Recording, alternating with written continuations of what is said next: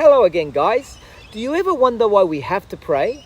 I mean, if God is all-knowing and knows exactly what we want, then why do we even have to pray, right? Well, see, unfortunately, some believers use prayer as a way to rub God's magic lamp and get Him to give us what we want. You know, like if you're sitting through an exam, for example, you might pray for God to give you an A, or you might ask Him to give you a brand new car in your driveway. But see, that's not real prayer. Prayer is not a technique that we need to learn to get what we want. There's no magical way to pray so your sick relative gets healed. There's no magical way to pray so that you can get a job, for example. Prayer is something that we do to develop intimacy with God. What we should be trying to achieve from prayer is trying to align our will with God's will. And that is exactly what Jesus does in the Garden of Gethsemane. See, Jesus prays, "Father, if it is possible, let this cup pass from me. Yet not my will, but your will be done." So does God use prayer to bring about His will?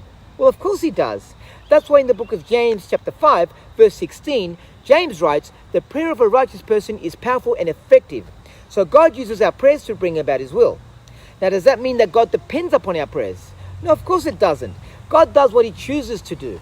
See, reading the Bible is how we hear from God, and prayer is how we can communicate with Him in return.